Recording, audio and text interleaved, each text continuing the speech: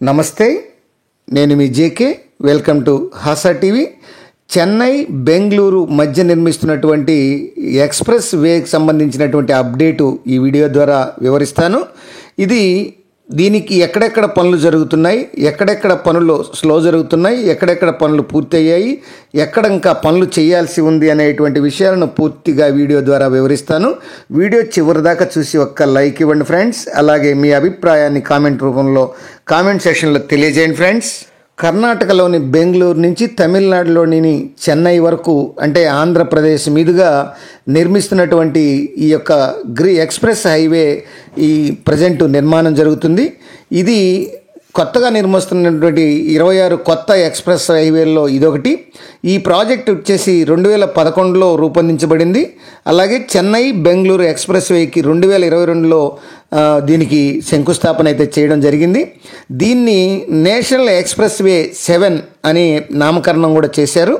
ఇది కర్ణాటక, ఆంధ్రప్రదేశ్, తమిళనాడు గుండా 262 కిలోమీటర్లు పొడవు ఉంటుంది. చెన్నై బెంగళూరు ఎక్స్ప్రెస్ వే ప్రారంభ స్థానం వచ్చేసి బెంగళూరులోని హోస్కోట. ఇది మరియు ఎండింగ్ పాయింట్ వచ్చేసి తమిళనాడులోని కాంచీపురం జిల్లాలోని పెరంబదూరు వద్ద అయితే ముగుస్తుంది. ఈ expressway Malur, Bangarpet, Kolar gold field అంటే కేజీఎఫ్, పలమనేరు, చిత్తూరు మరియు రాణిపేట గుండా అయితే ఇది వెళ్తుంది. అట్లాగే ఇది హోస్కేట్ వచ్చేసి కర్ణాటక రాష్ట్రంలో ఉంది. మలూరు వచ్చేసి కర్ణాటకే, వీకోట వచ్చేసి ఆంధ్రప్రదేశ్, పలమనేరు ఆంధ్రప్రదేశ్, తర్వాత గండియాతం, అరక్కోణం, శ్రీ పెరంబదూరు ఈ 3 వచ్చేసి తమిళనాడులో ఉన్నాయి.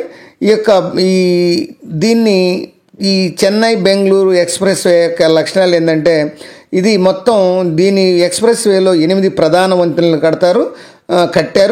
103 చిన్న వంతెనలు, 47 ఫ్లైఓవర్లు, మొత్తం అలంకరణలతో కలిపి 4 స్పర్ రోడ్లు ఉంటాయి.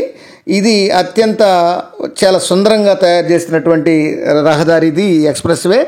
ఈ ఎక్స్ప్రెస్ వే 2024 డిసెంబర్ కల్లా పూర్తి చేయాల్సింది. కానీ ఇది 2025 డిసెంబర్ కల్లా పూర్తి చేసే లక్ష్యంగా కొంత స్లోగా జరుగుతున్నాయి. ఇప్పుడు ఎక్కడెక్కడ ఈ వర్క్లు జరుగుతున్నటువంటి అంశాలను ఇప్పుడు మనం ఒకసారి పరిశీలిద్దాం.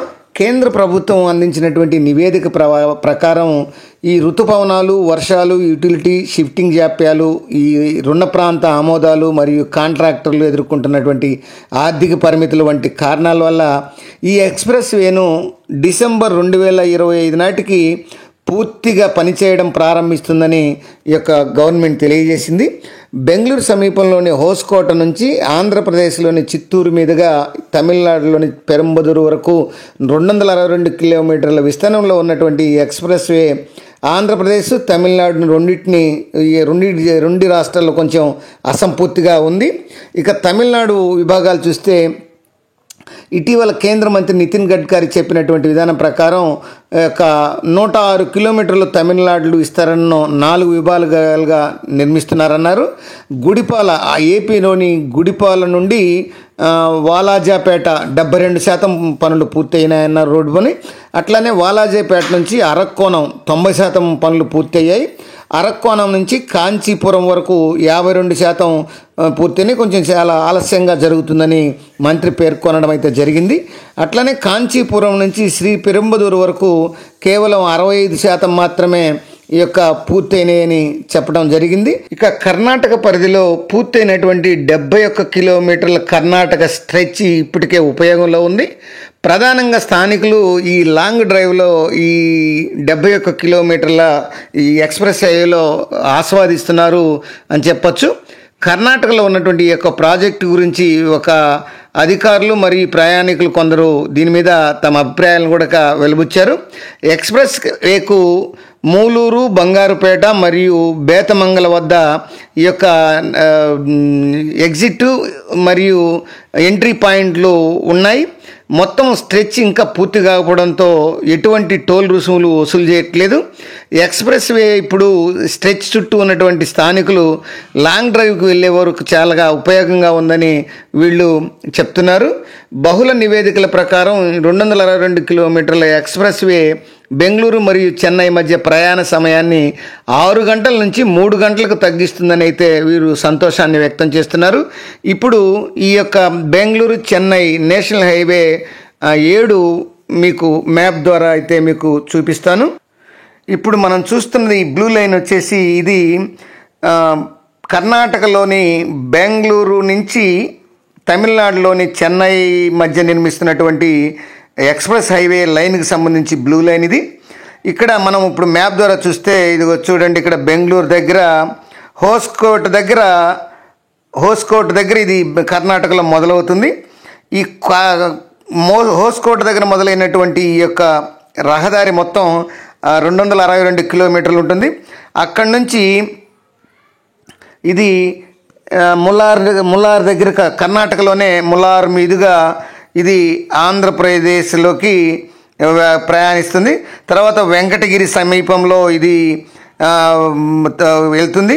అట్లానే వెంకటగిరి పైనుంచి వెళ్తుంది. తర్వాత తోటకనమ, తీర్థం, తర్వాత బైరెడ్డిపల్లి పై భాగాన్ని నుంచి అట్లానే పలమనేరు, తర్వాత ఈ మొగిలి ప్రాంతం మీదుగా ఇదంతా ఆంధ్రప్రదేశ్లో ఇటు చిత్తూరు పై భాగం నుంచి వెళ్తుంది. ఇది చిత్తూరుకు బయట నుంచి. అట్లానే ఈ చిత్తూరు నుంచి తర్వాత వల్లిమలాయి, తర్వాత ఇది మొత్తం ఆంధ్రప్రదేశ్లో ఇట్లా పోయితే నెక్స్ట్ తమిళనాడులో ఇది మాత్రం గుడియాతం నుంచి